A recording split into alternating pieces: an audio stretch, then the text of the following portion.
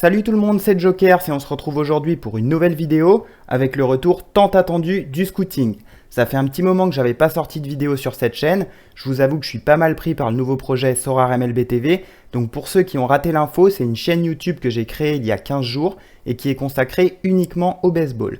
Ce sont des épisodes de 15-20 minutes qui sortent de manière hebdomadaire, avec à chaque fois une première partie portant sur un thème bien précis, comme par exemple les règles du baseball, le fonctionnement de la MLB ou encore la construction d'une line-up, et une seconde partie traitant plus de l'actualité du baseball avec les blessures, les tops et flops de la semaine, etc.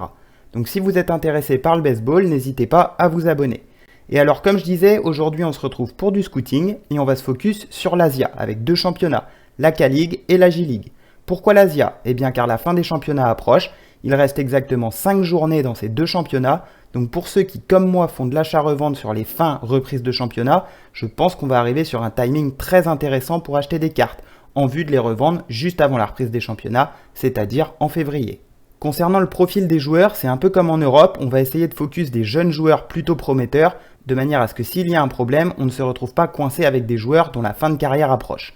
Donc j'ai sélectionné des joueurs qui jouent déjà dans leur club respectif et qui ont des notes Sorare plutôt constantes et correctes. Je vais donc vous proposer 2 gardiens, 2 défenseurs, 2 milieux et 2 attaquants. On va attaquer tout de suite avec les 2 gardiens, donc à chaque fois je vais vous afficher leur profil sur Sorare Data, mais cette fois-ci, contrairement aux dernières vidéos, je n'irai pas ouvrir leur fiche Transfermarkt. De 1 parce que des fois c'est pas évident de les trouver, faut aller les chercher via leurs équipes, et de 2 parce que j'ai déjà relevé toutes les informations nécessaires pour vous faire gagner un maximum de temps.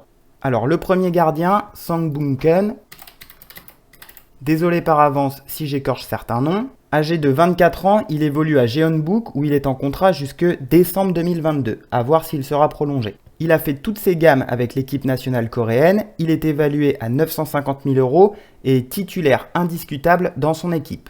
15 clean sheets cette saison, score moyen de 51,6, vous pouvez l'avoir pour 0,0600 ETH.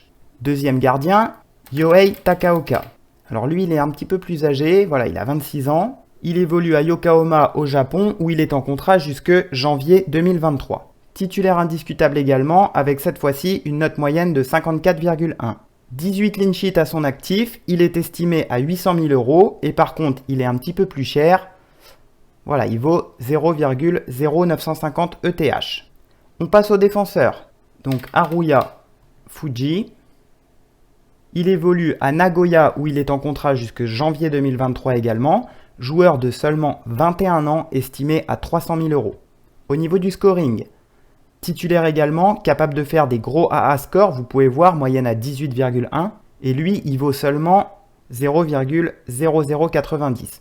Pour les petits budgets, je pense que ça peut être très intéressant. Deuxième défenseur, Seol Yang-woo. Joueur qui évolue cette fois-ci en Corée, à Ulsan. Par contre, j'ai pas trouvé d'infos sur son contrat. Un peu plus âgé, 23 ans, il est estimé à 1 million €, ce qui est assez élevé. En équipe nationale avec la Corée depuis ses 16 ans, titulaire indiscutable également, avec une moyenne de 59,1. Donc c'est très fort, regardez un peu ses notes. Alors lui, il est un petit peu plus cher, mais voilà, vous pouvez l'avoir pour 0,0350 ETH. Premier milieu que j'ai retenu, Kuryu Matsuki. Donc très jeune joueur, seulement 19 ans. Il joue à Tokyo où il est sous contrat jusque janvier 2024. Estimé à 400 000 €, il est également appelé en équipe nationale chez les Espoirs, mais cette fois-ci avec le Japon. On va aller voir son scoring. Donc titulaire, score moyen un petit peu plus bas puisqu'il tourne autour des 48-49 de moyenne. 2 buts et 3 passes décisives en 26 matchs. Vous pouvez l'avoir pour 0,0175 ETH. Deuxième milieu. Alors attention, sur Sorare, il possède des cartes milieu et attaquant. Il s'agit d'Um Won-sang. Donc joueur de 23 ans évoluant également à Ulsan. Valeur marchande de 1 million €, il a déjà effectué 5 matchs avec l'équipe première coréenne.